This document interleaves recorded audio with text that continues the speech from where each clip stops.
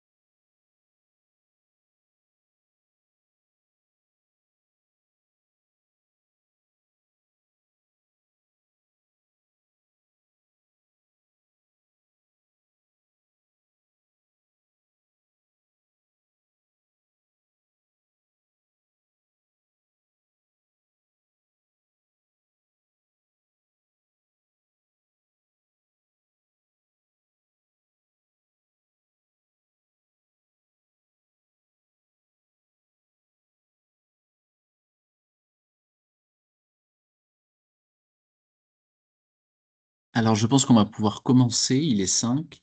D'autres personnes vont nous rejoindre en cours de route. Bonjour à toutes et à tous et bienvenue pour ce temps d'échange sur les journées européennes de vos droits en santé de cette année. Je suis Arsène Le Maréchal, le chargé de mission à France Asso Santé Île-de-France et aujourd'hui nous allons vous présenter avec Julien Prime, directeur de la Starax, les deux structures, France Asso Santé et la Starax. Et puis ce sera aussi l'occasion de faire du lien entre nos deux structures et les actions que les RU et les professionnels mènent dans leur établissement dans le cadre des Journées européennes des droits en santé. Donc, dans un premier temps, on va présenter nos deux structures, les actions et fonctionnements, notamment au regard de ce qui se passe en ce moment avec la campagne Soigne tes droits. Et dans un second temps, on vous invite à poser toutes vos questions ou à livrer aussi vos témoignages et vos expériences au regard aussi de cette journée. On activera à ce moment-là le canal de questions. Vous pourrez lever la main et puis nous prendrons vos questions les unes après les autres, ou alors vous pourrez aussi réagir par écrit dans le chat. Je vais d'abord donc laisser commencer Julien Prime, le directeur de la Starax. Oui, bien, bonjour à toutes et à tous et merci Julie et Arsène d'avoir organisé ce temps d'échange et nous inviter à vous présenter la Starax, donc la structure régionale d'appui à la qualité et sécurité des soins. Donc, comme évoqué Arsène, moi je suis le directeur de la structure. Euh, c'est important pour nous de nous présenter, hein, parce qu'on sait qu'on n'est pas forcément connu de beaucoup de professionnels d'Île-de-France et aussi des RU. Donc, c'est vraiment l'occasion de vous expliquer qui on est et nos missions et le travail aussi que l'on fait conjointement avec France Asso Santé Île-de-France. La Starac, c'est une association de loi 1901. Elle a été créée en 2016 par deux professionnels de santé qui avait à cœur de travailler sur la qualité et la culture sécurité des soins dans les établissements. Et en 2019, on a été désigné par l'Agence régionale de santé d'Île-de-France en tant que structure régionale d'appui pour intervenir sur tout ce qui était événements indésirables associés aux soins. Je reviendrai sur ce thème-là pour vous donner un maximum d'informations sur ces éléments d'actualité des événements indésirables associés aux soins. Notre champ d'intervention, c'est uniquement l'Île-de-France. Ça, c'est lié à notre périmètre avec l'Agence régionale de santé, mais sachez que dans chaque région, il existe une structure régionale d'appui. Chacune a son nom. Vous allez en Bretagne, ce sera le CAPS. Par exemple, dans l'Occitanie, c'est la SRA Grand Est. Donc chacun a un fonctionnement spécifique et qui est lié à sa région, son territoire. Donc notre domaine d'intervention, c'est uniquement les établissements de santé, les structures médico-sociales et les soins primaires en Île-de-France. Notre fonctionnement, il est lié à une convention avec l'Agence régionale de santé et avec un objectif pour nous d'être vraiment en relation avec les professionnels de santé du terrain. Voilà, donc on a un peu ce volet, le pendant de Face Asso Santé Île-de-France, qui est plutôt côté rue usagé, et nous, on a le volet professionnel. Et donc à nous deux, on peut travailler l'équilibre sur les démarches qui associent à la fois les professionnels, le patient et l'usager et les RU. Je veux bien passer sur le slide suivant, si c'est possible, Arsène. Alors, au niveau de notre fonctionnement, c'est indépendant, on est une association.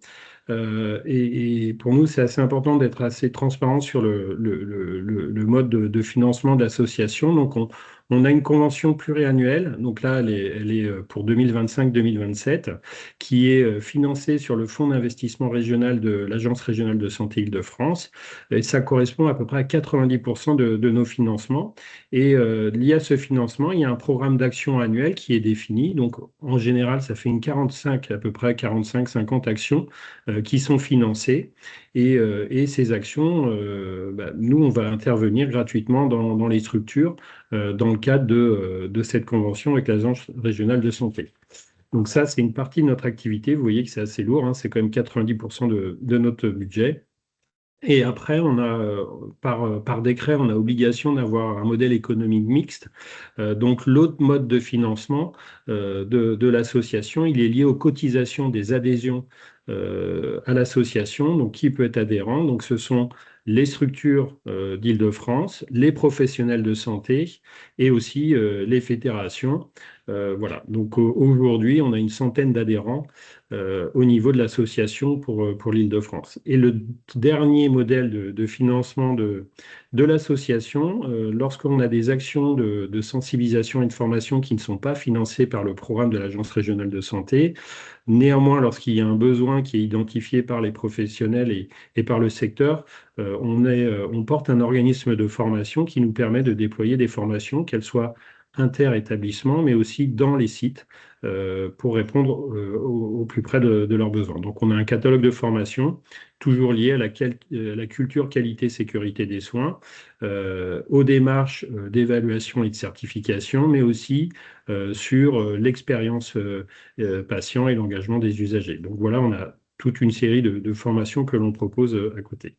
Au niveau du fonctionnement de l'association, donc on a une gouvernance qui est portée par un bureau avec différents collèges qui sont liés au type structure santé secteur sanitaire, les structures médico-sociales, les soins primaires, les fédérations et garant de notre partenariat, hein, quand on parle de partenariat en santé, donc France Asso Santé Île-de-France fait partie du bureau et du conseil d'administration de l'association. Donc pour nous, c'est aussi important.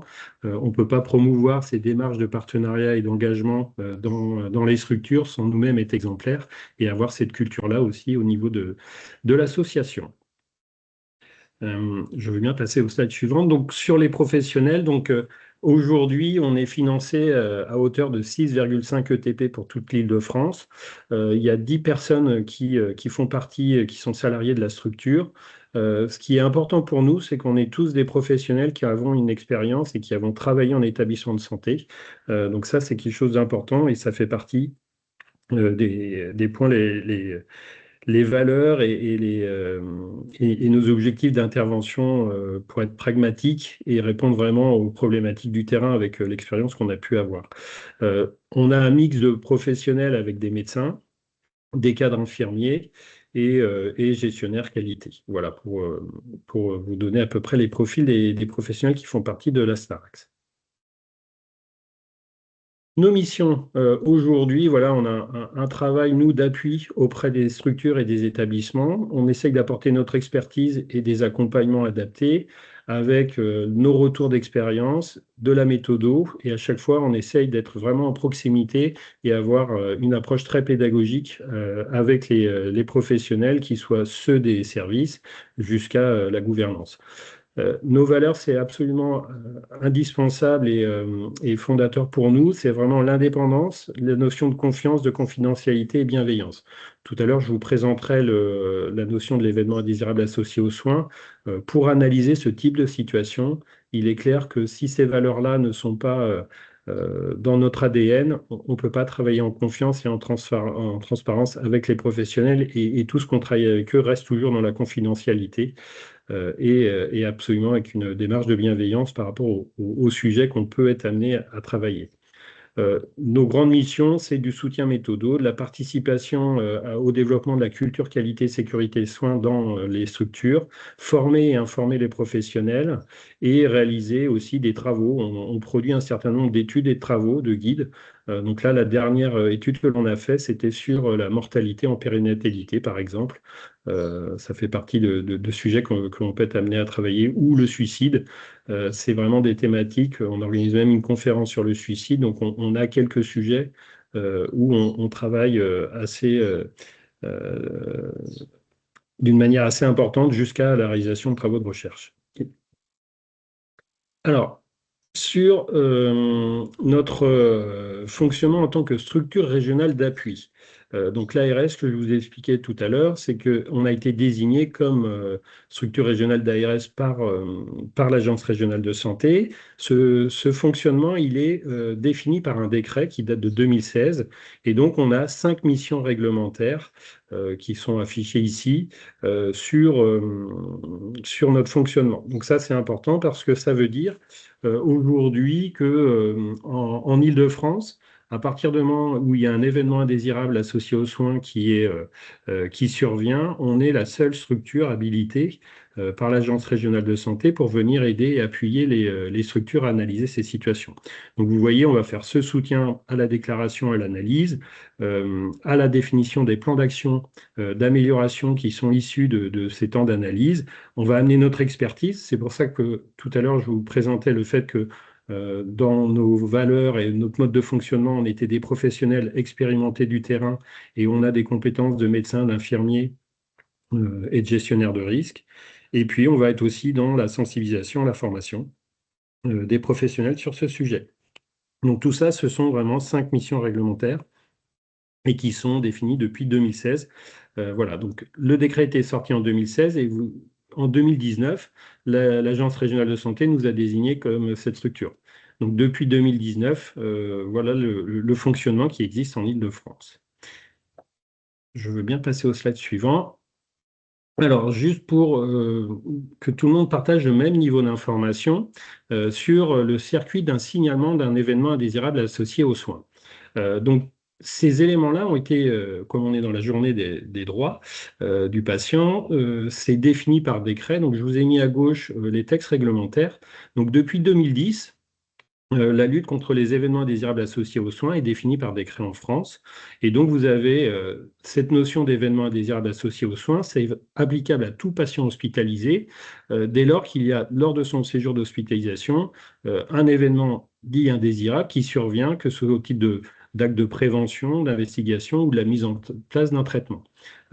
Parfois, ça parle beaucoup aux personnes, mais quand on a une boîte de médicaments, vous avez toujours les événements indésirables lié au traitement qui est affiché, que vous pouvez retrouver. Là, l'idée, c'est exactement la même chose, sauf que nous, on va travailler pas que sur le médicament, mais l'ensemble de la prise en charge et de l'accompagnement pour identifier tous les événements indésirables qui peuvent exister. Malheureusement, il n'y a pas de notice pour toutes les hospitalisations qui peut donner ça, donc c'est à nous en fonction des situations, de pouvoir les détecter, les analyser, les déclarer. Donc ça, c'est le premier niveau qui a été défini en 2010. Et puis, en 2016, est arrivée une nouvelle notion qui est la notion de gravité d'un événement indésirable associé aux soins.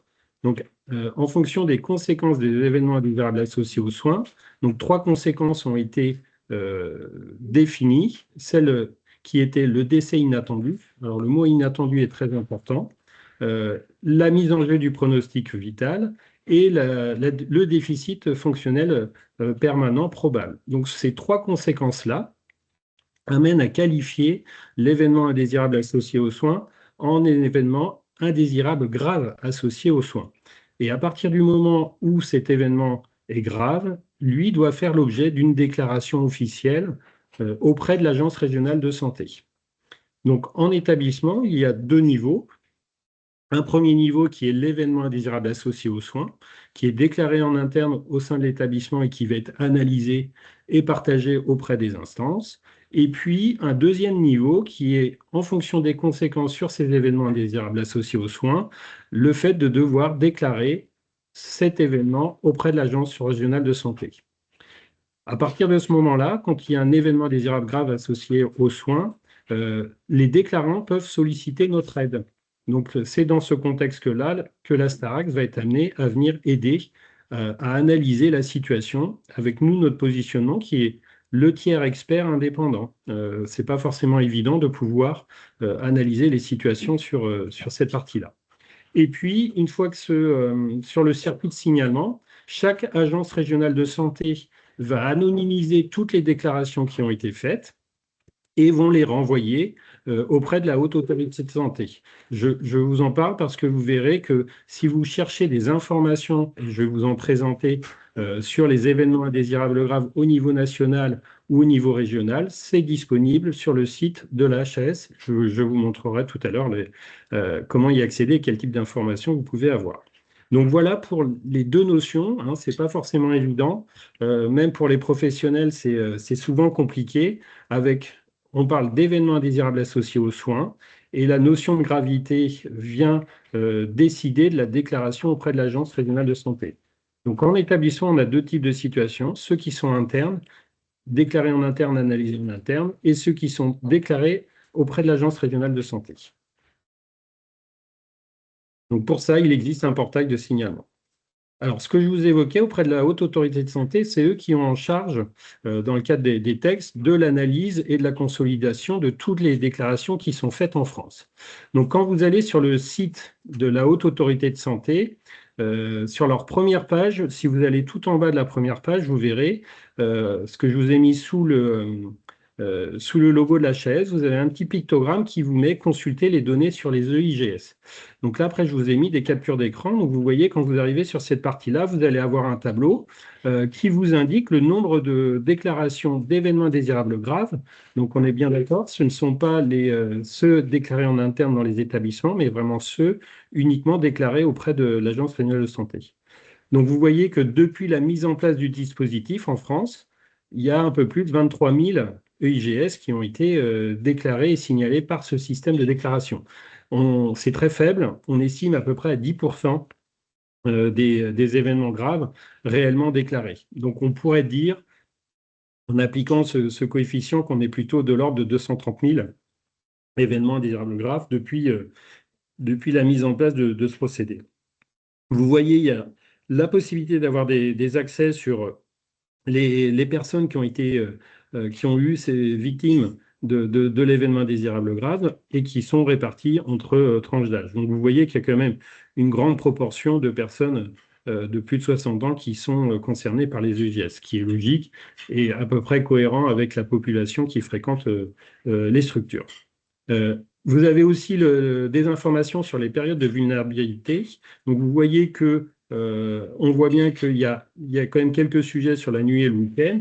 Donc ça, c'est des informations importantes sur la qualité et la continuité des soins qui sont apportés.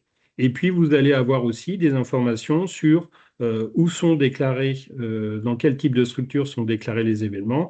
Donc derrière autres, c'est comme le secteur médico-social déclare de la même façon, sur la même plateforme, mais eux ne sont pas renseignés. Donc dans autres, vous avez beaucoup de structures médico-sociales qui déclarent dans cette partie-là. Mais après, vous voyez que c'est médecine, psychiatrie et chirurgie qui arrivent en tête des déclarants de IGS. En termes de gravité, vous voyez que ce sont quand même les décès qui sont majoritairement font partie des événements désirables graves déclarés. Et chaque événement est qualifié en termes d'évitabilité. Donc l'objectif étant pour nous de vraiment travailler sur les EIG qui sont dits évitables. Donc vous voyez qu'il y a quand même une grande partie des EIG qui sont déclarés qui sont indiqués comme inévitables de la part des déclarants qui ont fait l'analyse. Donc ça, c'est un vrai sujet qualitatif. Un EIG évitable, c'est vraiment quelque chose sur lequel on doit travailler. Après, se posent les questions toujours des événements désirables graves qualifiés comme inévitables auprès des structures. Par exemple, quand vous avez une personne où on sait qu'elle va décéder parce qu'elle est prise en charge dans des soins palliatifs, les pathologies et les facteurs liés au patient peuvent amener les professionnels à considérer comme quoi le décès était inévitable. Néanmoins, en faisant une qualité d'analyse de l'événement, on peut parfois arriver à d'autres conclusions en termes de cette inévitabilité. Donc ça, c'est un point important qui fait partie des questionnements qu'on peut avoir lors de l'analyse de l'événement. Alors, pourquoi c'est important de signaler les événements indésirables associés aux soins? Là, je ne vous parle pas de ceux qui sont déclarés qu'on vient de voir précédemment, mais ceux qui ont très peu de conséquences et ce qu'on peut appeler, j'ai vu qu'il passait une question sur les presque accidents, c'est que plus on travaille sur cette couche-là, du presque accident, plus on a de probabilité d'éviter les graves. Donc, ce qui veut dire qu'en établissement, en risque de non-détection, moins il y a d'événements précurseurs, de pré-accidents qui sont déclarés et analysés, plus il y a de risques d'avoir des accidents majeurs. Donc là, on a un indicateur qui est inversé, c'est plus il y a de déclarations dans un établissement, plus l'établissement a une culture qualité sécurité des soins avancée. Alors qu'on pourrait penser le contraire, qu'un établissement qui a beaucoup d'événements indésirables associés aux soins est un établissement qui n'a pas une bonne qualité et une culture sécurité des soins. Donc là, c'est très important à avoir en tête pour analyser. Le fait de ne pas en avoir, c'est problématique. Le fait d'avoir beaucoup de d'EIS déclarés et analysés, c'est bon signe et c'est un signe d'une sécurité des soins de la part des professionnels. Alors, quand on a un événement indésirable associé aux soins, le premier point, c'est important de le détecter, mais le deuxième point, c'est aussi important de pouvoir analyser ces événements. Donc aujourd'hui, il y a une méthodologie en 5 étapes qui est vraiment indispensable à suivre pour mener ces analyses. Et après, une logique, hein, on parle toujours de la culture du trou dans le gruyère qui amène, ça c'est dans le langage commun. Donc vous voyez, c'est ce qu'on appelle le modèle de Reason, où quand tous les trous sont alignés, c'est là où on a l'événement désirable associé aux soins qui se produit. Ça, c'est très important, ça veut dire qu'il n'existe pas d'événement indésirable associé aux soins lié à une seule cause. Dans toutes les analyses que l'on fait, c'est toujours multifactoriel. Donc, il est très important d'aller questionner un certain nombre de paramètres, de facteurs, et cette analyse de facteurs, elle est structurée, et il y a des méthodologies qui sont reconnues par la Haute Autorité de Santé. On parle de la méthode alarme, qui nous sert de méthodologie d'analyse. Du coup, sur les 5 étapes, elles sont toutes indispensables. La première, c'est vraiment de reconstituer la chronologie de l'événement. Et là, vous verrez que le patient et les RU ont toute leur place dans cette étape-là. Le deuxième point, c'est d'identifier les écarts entre les bonnes pratiques attendues, les barrières et les mesures de prévention qui ont fonctionné ou pas fonctionné, et les causes immédiates de l'événement. Le troisième point, c'est une fois qu'on a fait ces 2 étapes-là, c'est de faire l'analyse de tous ces éléments qui ont été remontés. Donc, on ne peut pas faire d'analyse si l'étape 1 et 2 n'ont pas été effectives dans l'établissement. Nous, ça, c'est un point qu'on retrouve.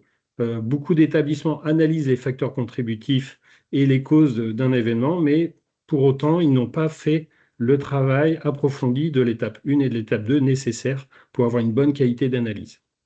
Et une fois que c'est fait, là, on peut vraiment proposer des actions d'amélioration, donc soit pour le patient lui-même, lorsque ce n'est pas un décès, pour améliorer la sécurité de ses soins et changer les pratiques, mais lorsqu'il est décédé, c'est ce qu'on appelle l'analyse systémique, on va élargir toutes les actions pour les autres patients, pour l'amélioration plutôt de l'organisation et des prises en charge.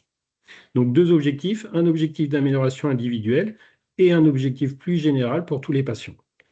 Et enfin, le point le plus important, c'est de partager ce retour d'expérience. Donc, à la fois la personne qui a fait la déclaration, aux patients, au RU, dans le cadre des CDU et côté mycosocial, le pendant, dans les CVS. Donc ça, c'est très important de pouvoir informer de ce qui a été fait. Mais pour assurer la qualité de l'information, il est évident que si on n'a pas les éléments en tête de cette culture qualité-sécurité des soins, c'est compliqué de le partager. Tout à l'heure, je vous évoquais que plus il y a d'événements indésirables associés aux soins, plus c'est bon signe. C'est évident que si on n'a pas ce type d'information, lorsqu'on est en CDU ou en instance, ça peut faire peur de se dire qu'il y a beaucoup d'événements qui ont été déclarés. Or, l'interprétation est complètement inverse. D'où le fait de vraiment avoir cette culture d'appropriation, de transparence et de confiance entre les équipes, entre la gouvernance, les patients et les usagers pour cette approche-là. Du coup, cette approche des événements indésirables associés aux soins, pour nous, elle est très importante parce que ça témoigne que la relation soignant-soigné est très importante également. Au-delà des événements indésirables associés aux soins, j'ai essayé de de résumer un petit peu sur comment, ensemble, on peut proposer une vraie culture qualité-sécurité des soins. On voit bien que sur les projets de soins, pour qu'ils soient personnalisés et que les risques liés aux patients soient bien connus et pris en compte par les soignants, c'est indispensable qu'ils soient co-construits avec le patient. Seul le patient peut nous expliquer qu'il y a tel type d'allergie ou ses proches, qu'il a tel type de traitement, donc ça, et qui n'ont pas fonctionné. Donc ça, c'est vraiment important que le patient soit acteur de ses soins et de son parcours de santé. Les patients et les proches sont souvent les premières mesures barrières. Sur les erreurs médicamenteuses, souvent, le patient peut le dire de lui-même, d'habitude, je n'ai pas ce traitement-là. Donc c'est très important d'associer le patient dans cette culture sécurité des soins. L'autre point, quand on parle d'identité-vigilance ou les erreurs de côté, bon, sauf quand on est endormi, mais quand on vient se faire opérer pour le genou gauche, on n'a pas envie d'être opéré du genou qui est sain à droite. Donc que le patient puisse réexpliquer où exactement le problématique, c'est très important pour éviter les erreurs de côté. Et dans l'identité-vigilance, de ne pas se tromper de patient, c'est aussi très important. D'où les questionnements qu'on peut avoir entre professionnels et soignés. Et enfin, les droits du patient, c'est aussi très important.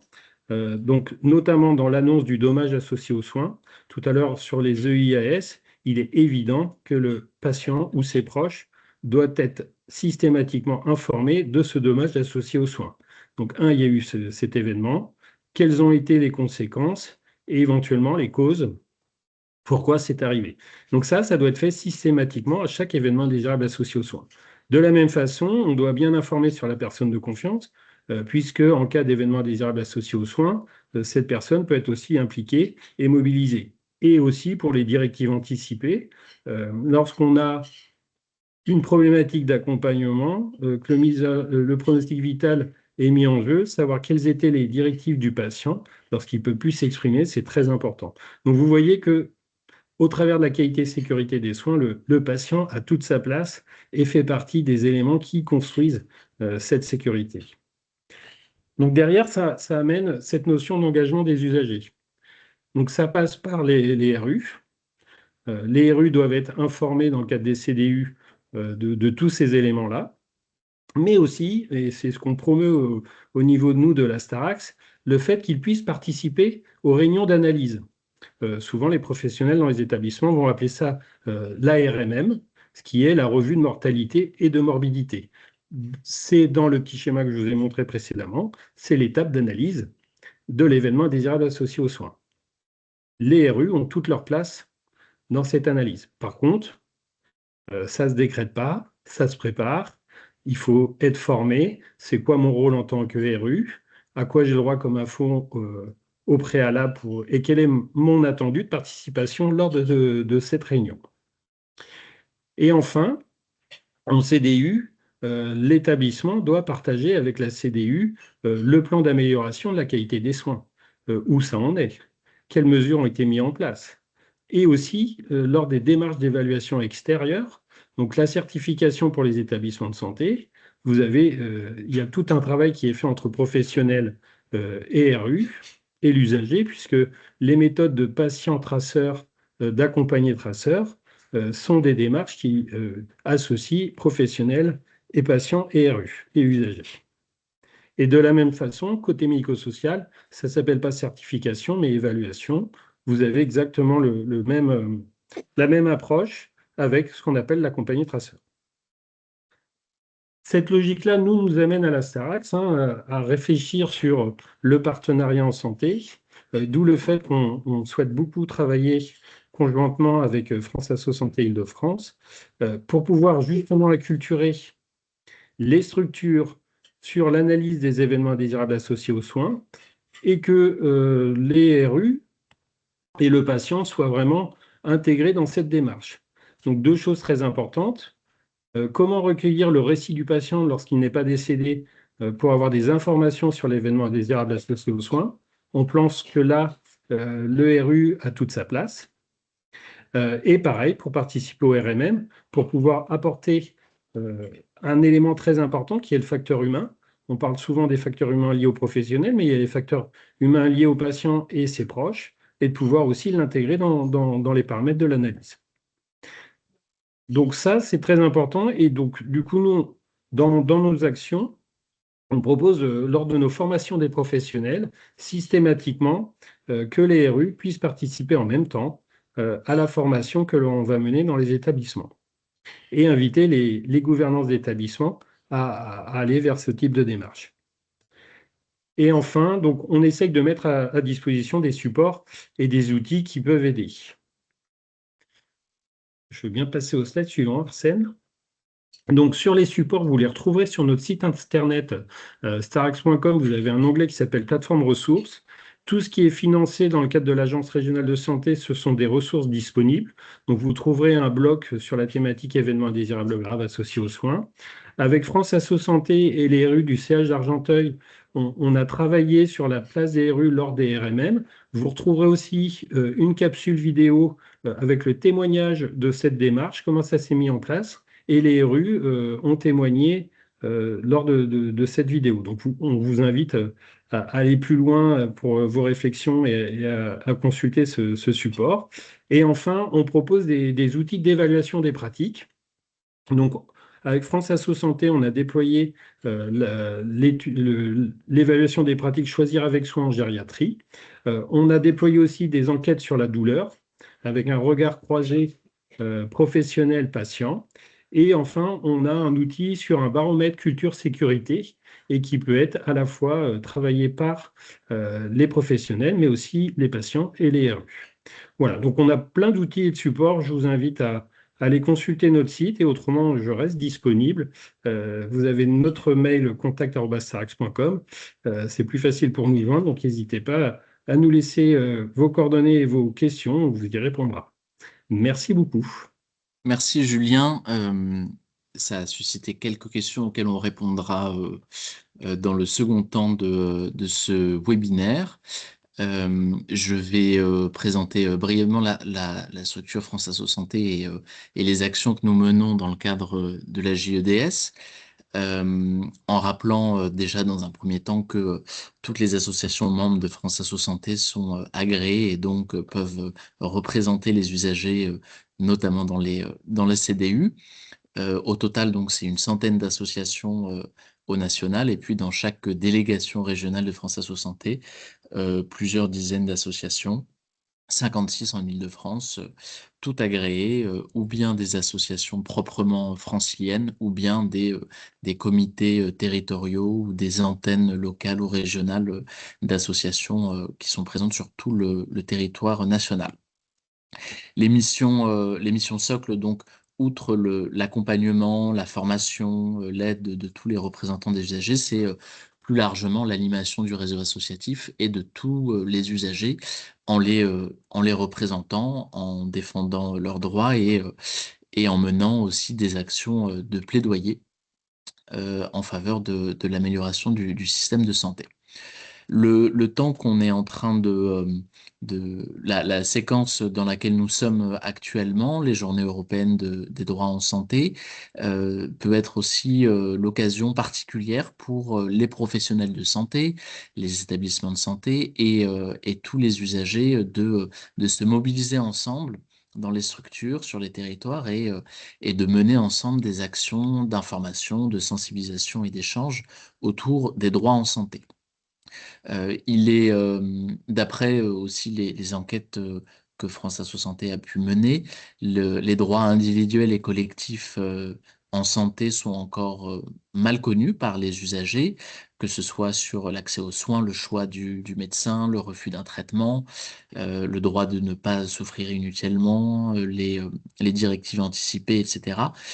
Et puis aussi d'autres thèmes, des enjeux notamment liés à l'utilisation des données de santé. Ces droits sont encore assez mal connus et donc les GDS sont l'occasion de sensibiliser et d'informer particulièrement les usagers. Un rendez-vous aussi important de cette période, c'est la publication du baromètre des droits des personnes malades, qui est le résultat d'une enquête menée auprès d'usagers français pour mesurer les évolutions à la fois de l'information dont disposent les usagers, mais aussi de leur connaissance des droits en matière de santé, et aussi dans quelle mesure ils ont l'impression que ces droits sont appliqués dans le cadre de leur parcours de soins. Pour animer ces journées-là, France Asso Santé laisse à disposition sur son site. Vous aurez également le lien dans le support de présentation que nous allons vous partager ultérieurement, des ressources, des outils qui peuvent être informatifs, visuels, des fiches aussi à destination des RU et des usagers, qui vont permettre à la fois aux RU de mettre en valeur leur rôle et leurs actions dans leur établissement, et aussi, euh, et aussi d'informer les usagers sur des thèmes divers et variés. Alors, contrairement à d'autres régions, l'Île-de-France n'est pas en mesure de publier, enfin d'imprimer tous ces outils et de les envoyer aux établissements, puisqu'il y a plus de 400 établissements en Île-de-France, mais nous les laissons à disposition pour qu'ils puissent être imprimés dans les établissements. Une des ressources les plus importantes, c'est le kit de visibilité des RU qui permet aux RU de diffuser ce support d'information dans leur établissement pour mettre en avant leur rôle, leurs fonctions importantes dans leur établissement de santé. Et puis d'autres outils qui sont plus ou moins, qui peuvent être visuels, ludiques ou vraiment simplement des fiches. Pour l'important, c'est vraiment de susciter le débat, d'animer des échanges autour des droits en santé.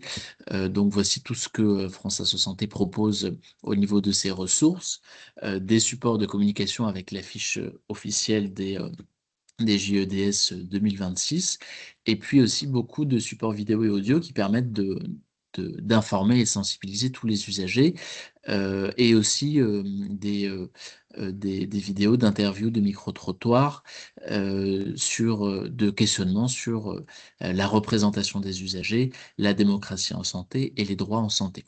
Vous pourrez, euh, vous pourrez écouter et partager tous ces supports, ces podcasts et ces vidéos dans votre établissement et auprès des usagers. Il y a une autre ressource qui est aussi importante pour France Asso Santé et pour les usagers, c'est Santé Info Droit, qui est une ligne d'écoute animée par des juristes spécialistes du droit de la santé, et à laquelle auprès de laquelle on peut s'informer sur ses droits en santé dans le cadre de l'accompagnement en santé, soit de soi-même, soit d'un proche.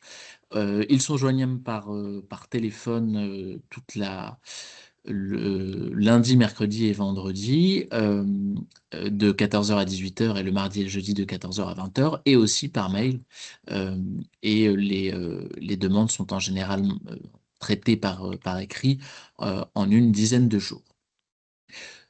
À partir de là, ce que on vous propose, et c'est aussi le sens de cette réunion, c'est de créer du lien et d'effectuer cette mise au lien au sein de tous les établissements, entre les RU et les professionnels de santé, et notamment les responsables qualité. Identifier ensemble et imaginer les types d'actions que vous avez envie de mener. Ça peut être un stand, des réunions d'information, des mobilisations dans un service particulier ou une communication plus générale au sein de l'établissement. Identifier les outils déjà existants qui peuvent être utiles pour l'animation.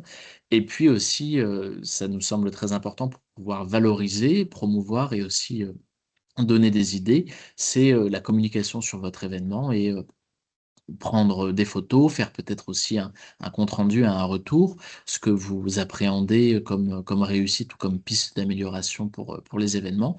Et tout cela sera partagé et valorisé par France Asso Santé Île-de-France dans un article, pour aussi donner des idées à d'autres RU et d'autres établissements pour diffuser et promouvoir les droits en santé. Je vous remercie de votre attention, et nous sommes disponibles pour les questions et les témoignages.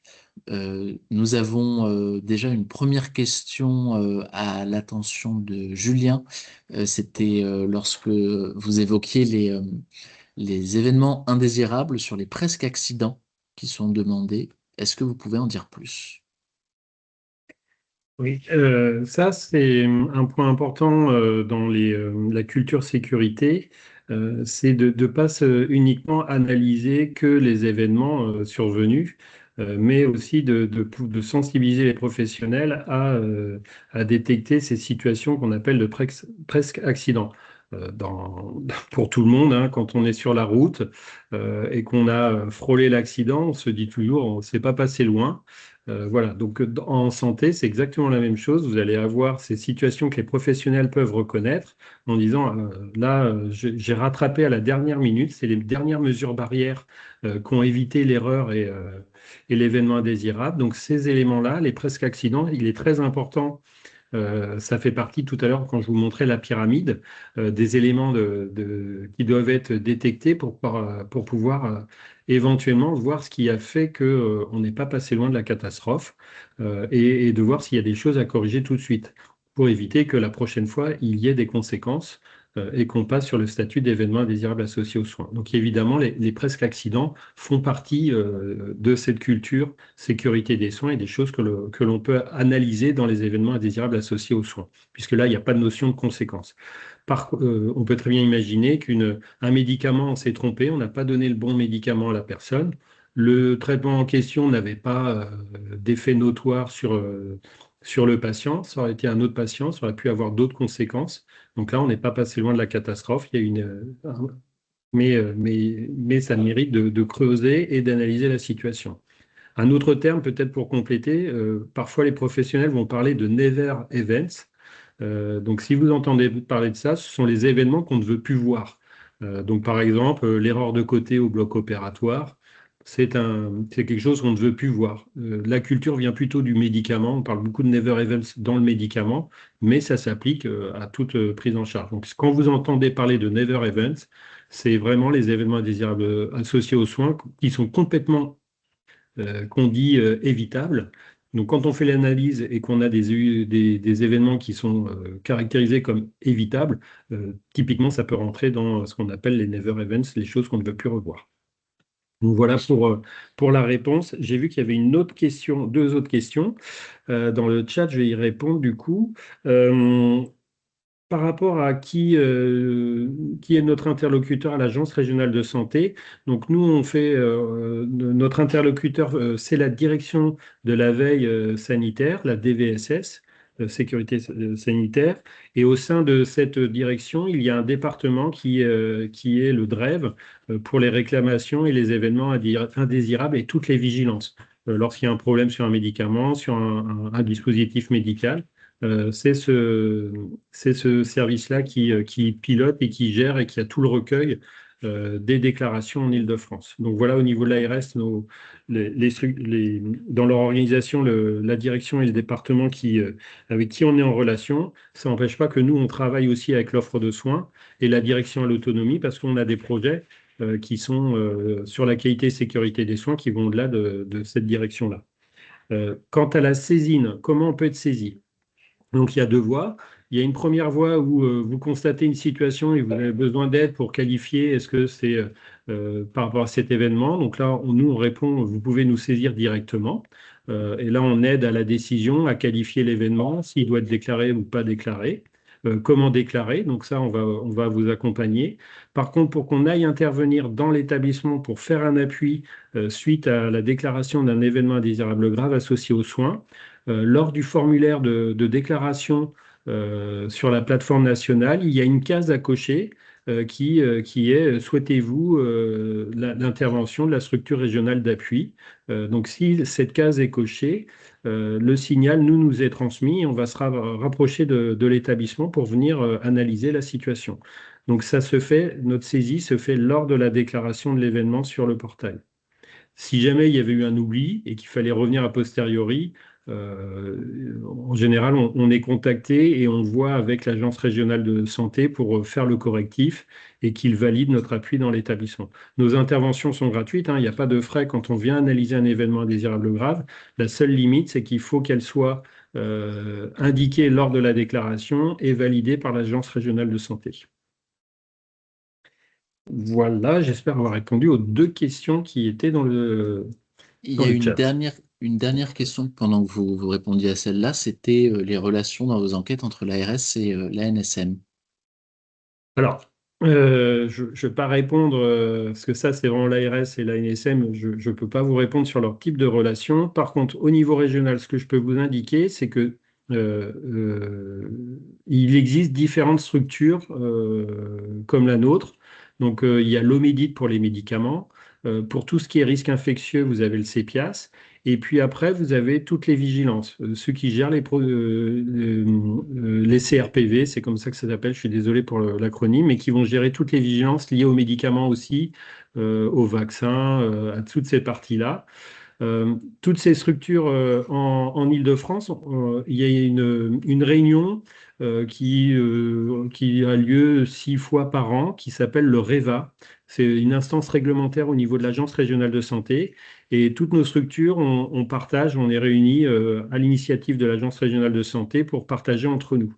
Donc typiquement, nous, lorsqu'on intervient sur un événement indésirable grave qui met en jeu vraiment la problématique des médicaments, on va se rapprocher de l'OMIDIT ou des vigilants sur un certain nombre de dispositifs pour pouvoir avoir leur expertise sur l'analyse de la situation.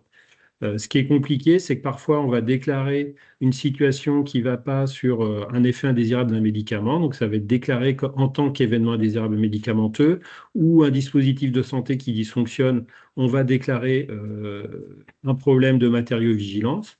Ça va remonter pour voir sur les autorisations de mise sur le marché si les produits peuvent rester en vente, mais ça n'amène pas forcément une analyse de la situation. Il y a le produit et il y a l'usage. Parfois, le produit pose problème, mais aussi le fait que les professionnels aient mal utilisé ou mal dosé ou mal administré un traitement fait partie aussi de la survenue de l'événement indésirable. Donc, c'est important de pas uniquement se focaliser sur le produit ou le dispositif, mais aussi de la façon dont il a été prescrit, administré, utilisé et quel accompagnement a été fait sur le patient. Donc, voilà. Donc, encore une fois, face aux situations complexe, le meilleur réflexe, c'est un appel, un petit mail, et vaut mieux prendre quelques minutes pour bien statuer sur ça et vous orienter et vous conseiller pour bien partir dans le bon circuit par rapport à ces événements divers associés aux soins. Alors, est-ce qu'il y aurait d'autres questions éventuellement? Si des personnes veulent les poser à l'oral, nous activerons leur micro. Vous pouvez lever la main pour vous manifester, ou sinon dans le chat.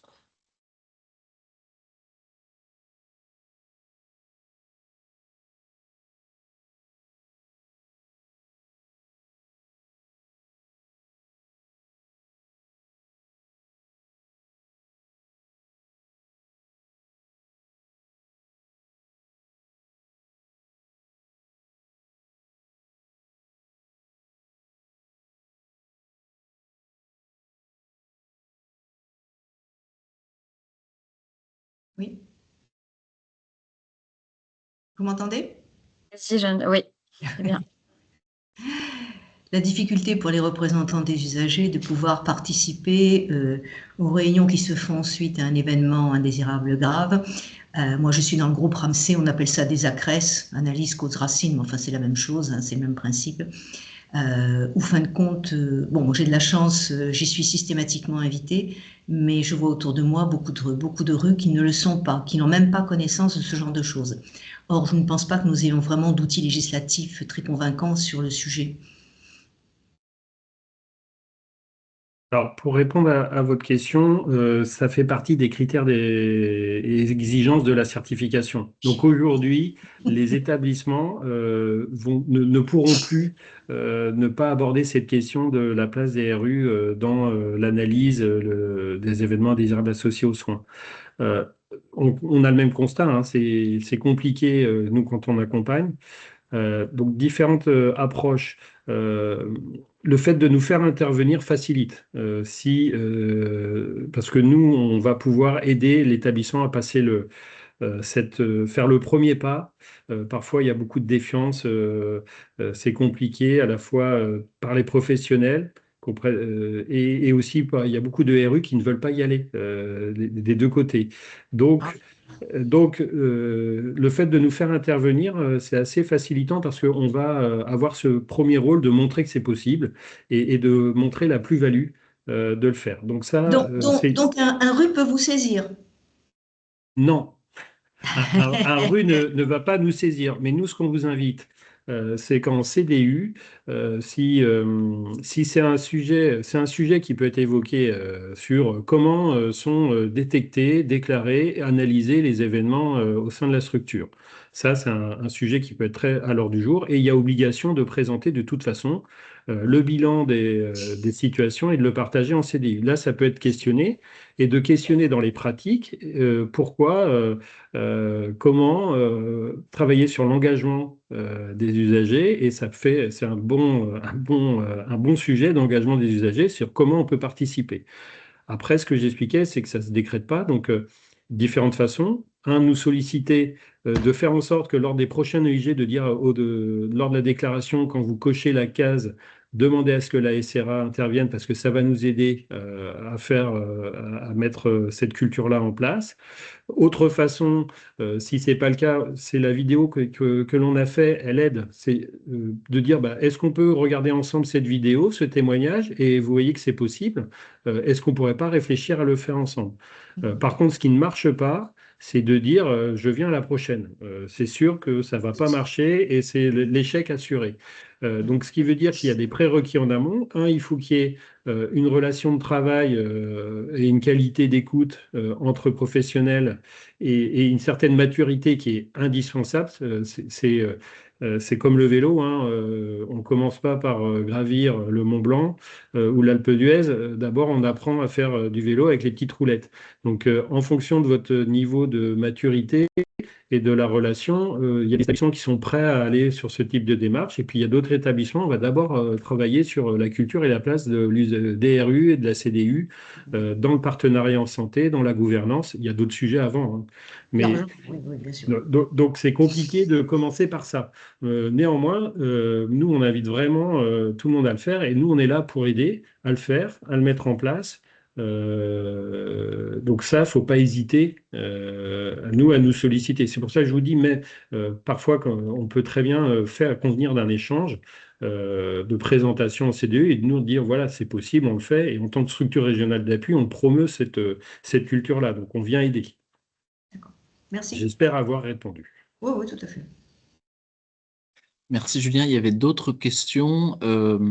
Une personne qui demandait si vous proposez des formations spécifiques aux responsables d'établissement. Oui, alors on organise dans le cadre du programme, en fonction de chaque année et de budget alloué par l'ARS, des webinaires de formation. Donc on appelle ça les webinaires EIG remarquables. Dans les établissements de santé, vous avez une fonction réglementaire qui est le coordinateur gestion des risques associés aux soins, qui est un des piliers de cette démarche-là, qui est notre interlocuteur. Donc nous, on propose de les former, ces personnes-là, et on fait aussi des formations en intra dans l'établissement. Encore la semaine dernière, on a été formé en établissement avec deux types d'approches, former la gouvernance ou à la culture. On commence toujours par le haut. Et puis après, former les professionnels à acculturer sur cette démarche qui est parfois confondue avec de la délation, de la dénonciation. Et donc, on est là aussi pour former les professionnels. Et dans nos formations, on propose toujours d'intégrer les RU pour qu'ils puissent participer à ces formations. C'est le début de cette culture. Donc, c'est tout le temps ouvert quand on est en intra sur cette partie-là. Il y avait une autre question aussi sur les problématiques principales que vous releviez de tout ce qui vous remontait depuis les établissements.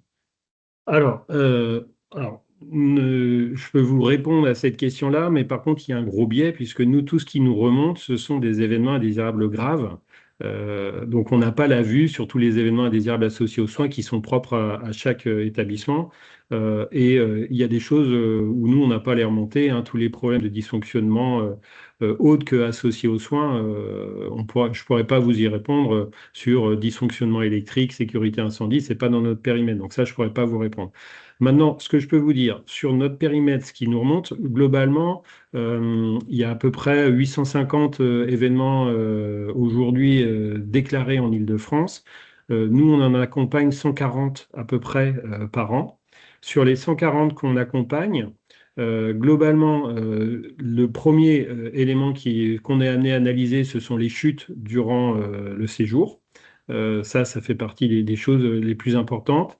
Les fausses routes, ça fait aussi partie des événements qu'on analyse le plus. Les événements indésirables médicamenteux.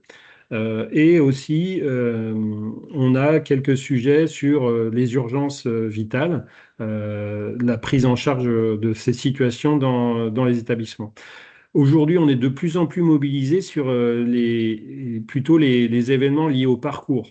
Donc, on fait énormément, par exemple, l'année dernière, un tiers de nos appuis, ce qu'on a appelé des appuis multisites, où on va avoir 4-5 en moyenne structures ou professionnels qui vont être présents parce que le patient a été suivi en ville, il a dû être pris en charge par les pompiers et le SAMU pour arriver dans la bonne filière et dans le bon parcours. Donc en périnatalité, sur les AVC, voilà, c'est typiquement nous des sujets où on est amené à intervenir et dans ce type d'intervention, il y a même les référents de l'Agence régionale de santé sur ces référents parcours qui vont travailler sur l'analyse de l'événement parce que parfois c'est le problème plus du parcours que des établissements. Donc on va avoir aujourd'hui, voilà, nos gros sujets, ce sont les parcours. Un tiers de nos appuis concernent des parcours et dans les thématiques, chute, fausse route, conduite suicidaire, iatrogénie sur la partie médicamenteuse et les urgences vitales, voilà, pour vous donner à peu près. Sur notre site, de toute façon, on a un bilan de tous les ans de ce que l'on fait. Et dans notre rapport d'activité annuel, là, le dernier va bientôt être publié. Il est disponible sur notre site. Vous verrez, il y a toute une partie qui décrit ce que l'on fait en Île-de-France, mais uniquement à partir des choses qui nous est fournies sur les appuis qu'on réalise. Donc, ça n'a pas de valeur statistique et ce que nous, on analyse ne vaut pas une image de la région ou une image de l'établissement. Néanmoins, vous avez les informations sur ce qu'on analyse, nous, en situation complexe. Merci Julien. Alors malheureusement, nous allons devoir nous arrêter là puisque il est 14 heures passées. Merci en tout cas à toutes et à tous d'avoir été nombreux pour ce webinaire d'information. Et puis évidemment, la délégation Île-de-France de France Asso Santé et la Starac seront à votre disposition pour toute question ultérieure. Et je vous souhaite une bonne fin de journée et à très bientôt.